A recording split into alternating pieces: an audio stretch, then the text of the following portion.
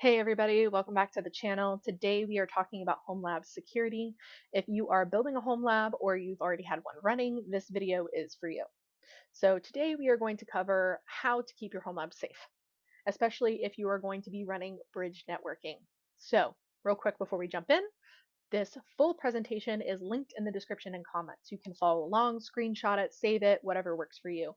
I also included a list of references at the end of the slides, so those are going to cover some home network safety, bridge networking documentation, and beginner home lab tools.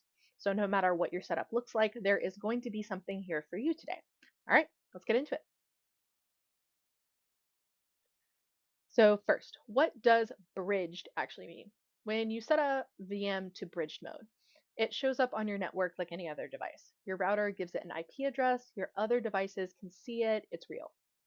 People use this because it makes the lab feel like a real environment.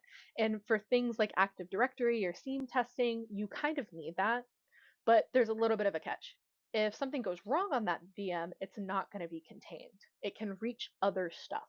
So the big idea here is used bridged on purpose.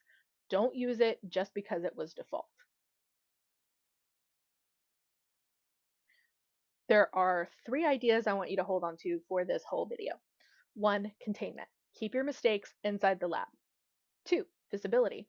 Know what is happening at all times. Three, recovery. Be able to roll back fast when things break. That's it. Contain, observe, revert. If you forget anything else today, remember those three words. Now, let's talk about what can actually go wrong. Think about it this way. If someone got into one of your VMs right now, what could they reach? Could they get to your main computer, your email, your phone on the same Wi-Fi? That's the question you want to ask yourself. A lot of people set up a lab and then never think about what else is sitting on the same network. Your host machine, your personal accounts, your smart home stuff, all of that is in play if your lab isn't locked down.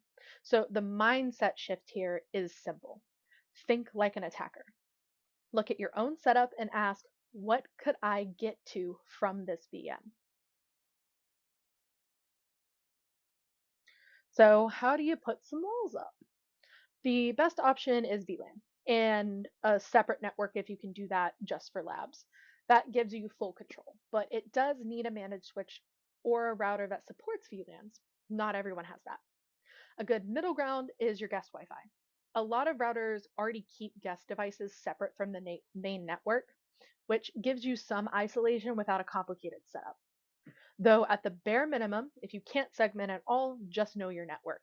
Know your router IP, know your DHCP range, know what else is connected. And be careful with how you lock things down. The less separation you have, the more strict everything else has to be.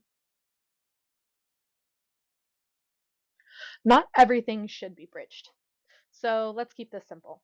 Things that need to talk to the network to do their job are just fine to bridge, like a Windows client for domain testing or a log collector, as long as they are hardened. But anything that is risky on purpose, keep it off the main network. Your vulnerable target machines, your offensive tools, anything running malware, those need to stay isolated. Bridge what needs to be real, isolate what is meant to be dangerous. This one is the foundation. Every single VM you spin up should go through a basic hardening step. Change the default passwords right away. Turn off accounts you don't need. Don't run as admin all the time.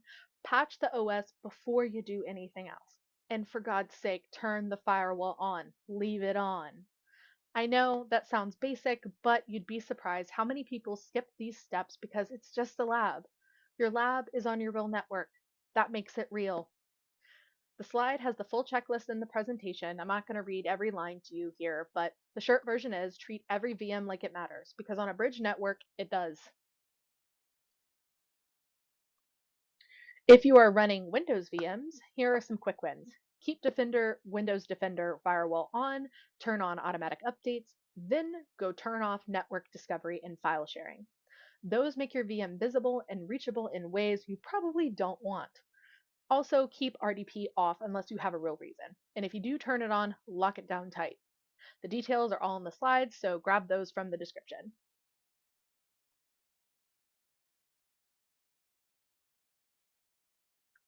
For Linux, same energy, different commands. Keep your packages updated. Don't open SSH unless you really need it. And if you do open it, use the keys instead of passwords. The other big one is services. Check what is running on your system. If you didn't start it and you don't need it, turn it off. Every service that's running is one more door that could be opened. Less running means less risk. This here is a big one. Your host machine is not part of the lab. Your host machine is your real life. Your personal files, your bank logins, your photos, your identity, all of that lives on your host. In a VM, you can rebuild that in a few minutes. You cannot rebuild your identity.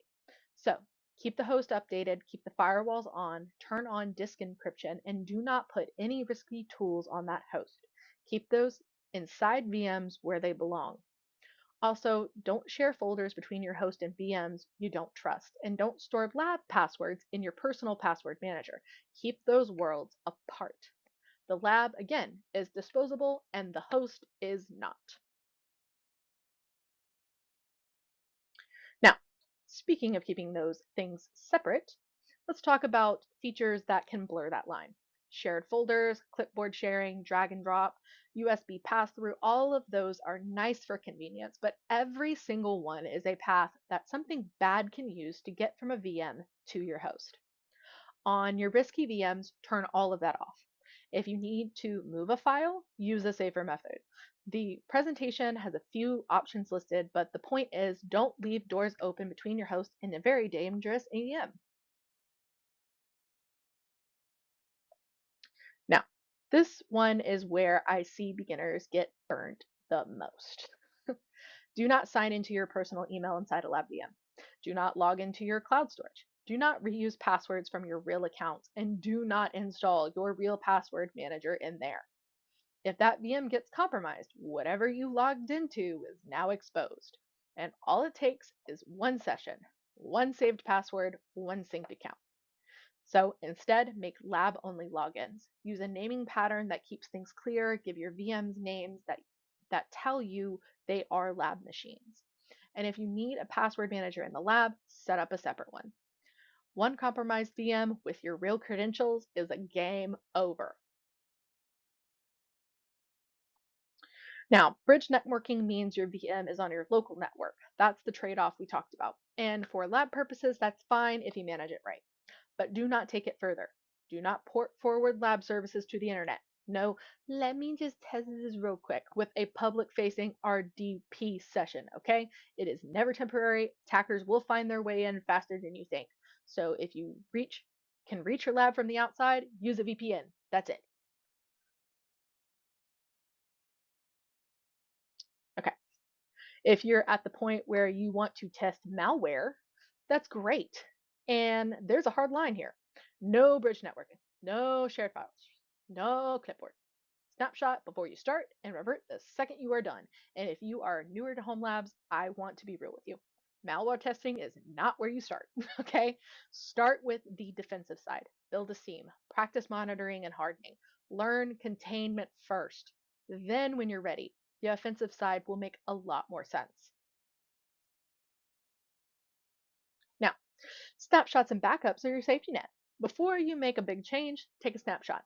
That way, if something breaks, you can roll back in seconds before you promote a domain controller, before you change firewall rules, before you test anything risky. Snapshot first. Because backups are for the long game. If you built something you care about, export it. Save your configs, save your scripts and notes. Store them somewhere outside of the lab because snapshots are for experiments, backups are for survival.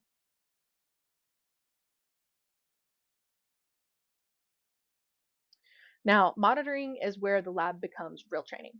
Check your router, see what devices are connected, look at your GHCP licenses, set up alerts if your router supports it. On your VMs, watch for failed logins and new services showing up. On the networking side, tools like Wireshark let you see what traffic looks normal and what doesn't. This is a lot of blue team work, and the beauty of a home lab is that you can practice it for free. So if you can't see what's happening, you can't secure it. Now, quick one here, don't want to live in admin mode. Use a standard account for your day to day work in the lab.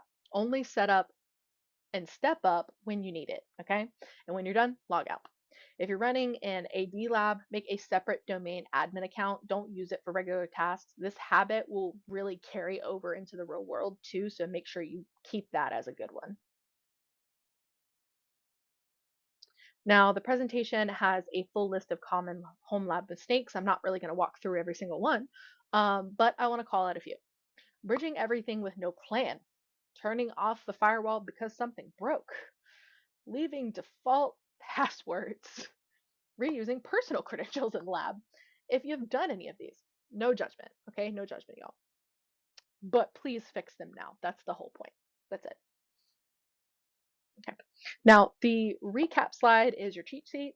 It pulls together basically everything we've covered today in a short, clear line. It's in the presentation, in the description, in the comment section. Save it, print it if you want, or reconfigure it and print it. Because I know probably seeing me down here is a little weird. But that's it. That is Homelab Security 101, the whole point of this. You're not just learning tools, you are building habits. The way you treat your lab is the way you'll treat your test production one day. So build it safe now. If this helped, drop a like, comment, safe lab. If you want the printable checklist, I'll probably create one at some point and link it in the description. And like, comment, subscribe so you can catch the next one. I have some more home lab builds and security walkthroughs on the way, which I already have some on my page if you want to check those out. One more time, the presentation and the full reference list are in the description. I'm not showing you the reference list now because it is a lot of information. There are links from the CISA, the NSA, and NIST. So we got some documents for VirtualBox, VMware, Proxmox, Wiza, Global Security Onion, all of that stuff. So no matter what your setup looks like or how crazy insane it looks, there will be something to help you out there. So thank you guys for watching. Stay safe out there. Things are crazy right now. And I hope you guys have a great rest of your day. See you.